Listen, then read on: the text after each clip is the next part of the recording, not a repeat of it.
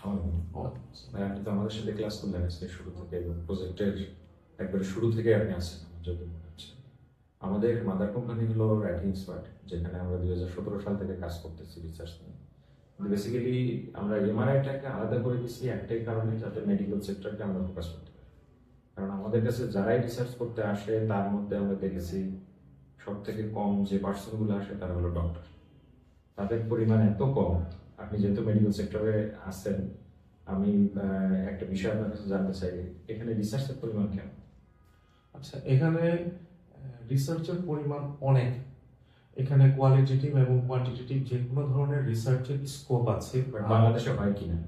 বাংলাদেশে পর্যাপ্ত পরিমাণে হয় না। যদি বাংলাদেশে পর্যাপ্ত পরিমাণে হতো তাহলে মেডিকেল সেক্টরে বা ফার্মাসিউটিক্যালস ইন্ডাস্ট্রিতে অনেক ডেভেলপমেন্ট আসতো।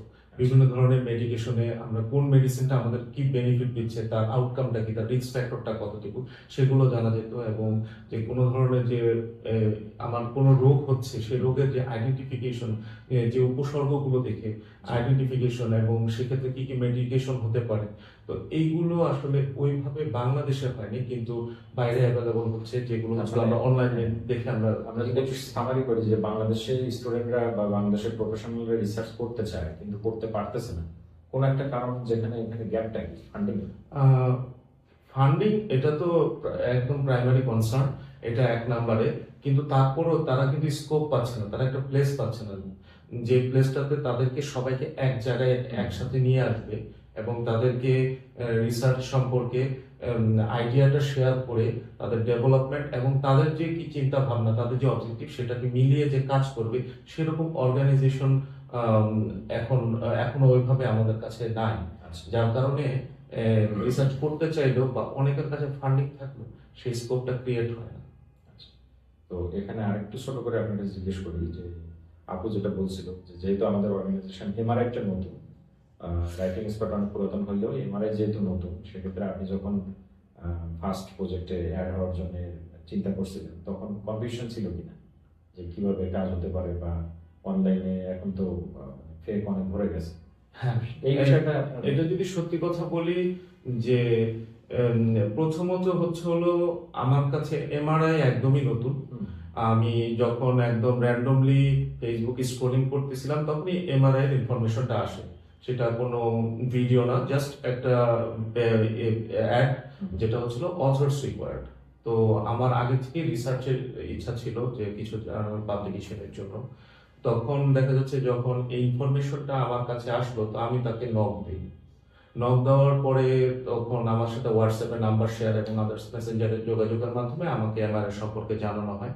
এবং যেটা যে এমআরআই এর ক্ষেত্রে যে প্রসেসগুলো ছিল, প্রসেসগুলো প্রথমে তো আমার কাছে মনে হচ্ছে আসলে কি হবে কিনা। তারপরে ওনারা যখন ওনাদের টপিকসগুলো দেখেন, টপিকসগুলো দেখানোর পরে প্রজেক্টের টপিকসগুলো, অনগোয়িং প্রজেক্টের টপিকসগুলো, যার ভিতরে যেটা আমি সিলেক্ট করেছি একটা, তো ওই টপিকটা আমার কাছে সুইটেবল মনে হয়েছে। এবং অন্যান্য টপিকগুলোও দেখেছি যে মোস্ট ক্লাইমেট চেঞ্জের, হেলথ ইস্যুর অনেকগুলো টপিক নিয়ে তারা প্রজেক্ট কাজ করছে, অনগোয়িং প্রজেক্ট। তো সেইগুলো দেখে মনে হলো যে না, এইগুলো এই মুহূর্তে বাংলাদেশে এই বিষয়ে রিসার্চগুলো দরকার আছে, প্রয়োজনীয়তা আছে।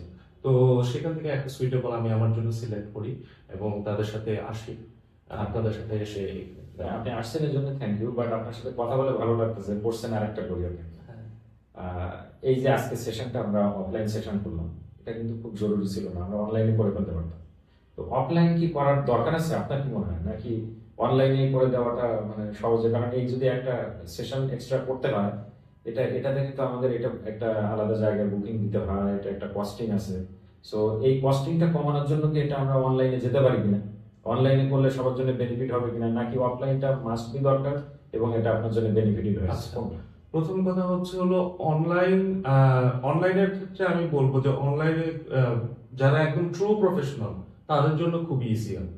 দেখা যাচ্ছে যে আজকের যে প্রথমে যদি ভেঙে বলি, আজকের সেশনটার কথা বলি, আজকের সেশনের ট্রেনার আমাদেরকে যেভাবে ট্রেন করলেন বা রিসার্চ টপিক, অবজেক্টিভ যেভাবে আমাদেরকে বললেন, ম্যাথোডোলজি যেভাবে ডেভেলপ করলেন, তো সেখানে দেখলাম যে রিসার্চের যে প্রজেক্ট, সেখানে আমাদের নলেজ আরো রিচ হয়েছে। আমরা অনেক কিছু নতুন টার্মস, নতুন বিষয়গুলো আমরা জানতে পেরেছি এবং নতুন কিছু জিনিস শিখতে পেরেছি।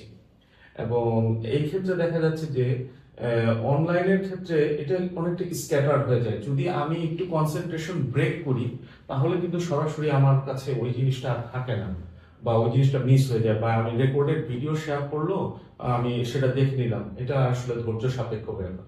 কিন্তু অফলাইনে থাকলে কিন্তু আমার একটা মানে অ্যাক্টিভ রোল থাকে, আমার ফিজিক্যাল প্রেজেন্স থাকে, এছাড়া যাদের সাথে কাজটা করছি তাদের একটা পরিচয়, একটা ইন্টারাকশন, এটা খুবই জরুরি আমি বলে মনে করি। ঠিক আছে ভাই, অনেক কোশ্চেন করলাম, আপনার কষ্ট দিলাম, ধন্যবাদ আপনার ফিডব্যাকের জন্য। আপনাকে থ্যাংক ইউ।